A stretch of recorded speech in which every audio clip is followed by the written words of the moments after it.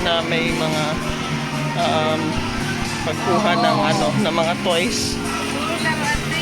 Gusto ko yung yung coins lang na binadrag. Tapos may lalabas.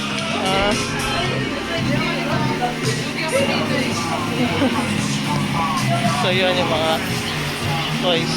Yan yung pangalan ng shop. Kung gusto niyong pumunta dito sa Japan, sa Shibuya Station, malapit. Hindi ko alam kung anong lugar to pero maganda siya.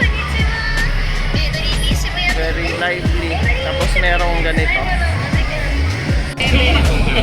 So dito na kami sa Mega Donki, bilihan ng mga pasalubong. Tignan natin kung anong meron dito. So dyan pinapasok yung order. Tapos lalabas yung ganitong papel. Babayad ka ng 500 yen para dito sa 10 yen. Hindi ko sure kung biscuit to or what.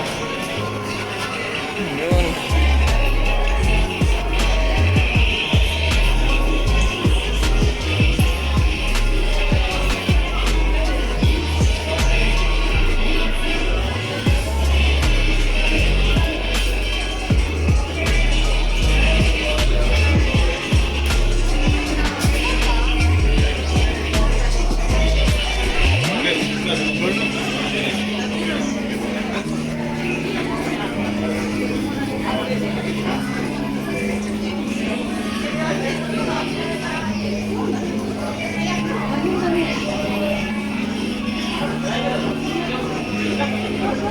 Hindi ko sure kung butter yan o cheese.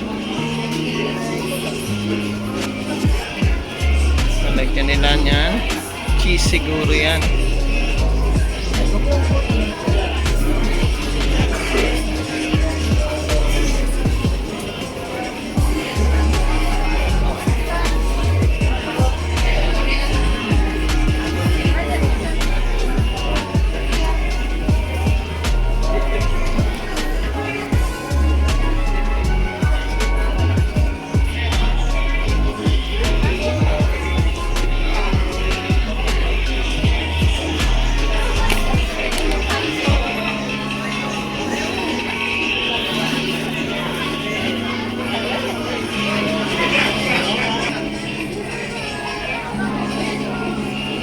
At least ngayon medyo luto. Kanina hindi masyadong luto eh.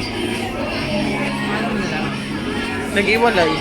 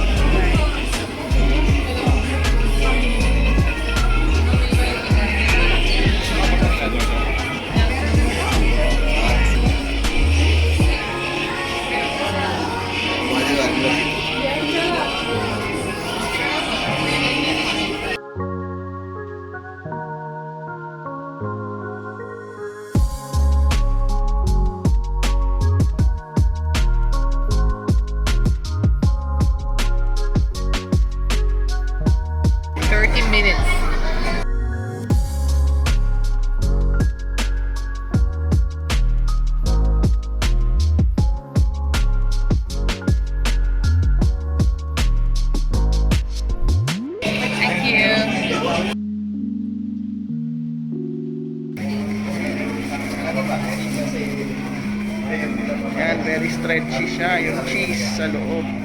Pero super hot pa. Kaya mahirap siya kainin. Later in life, when the eggs are hatched. Yan, sige. Sarap. Ayaw niya kasi magpakilala eh. Kaya bibigla nga kinukuha natin sa kanya. Sarap daw.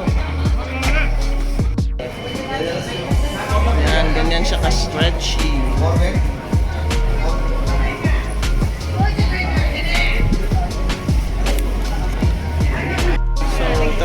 try po natin yung 10 yen na, di ko alam kung cake or cookie ba to, ano. So, sa akin, hindi na stretchy.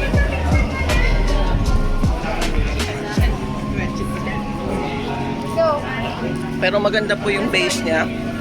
Very soft and moist.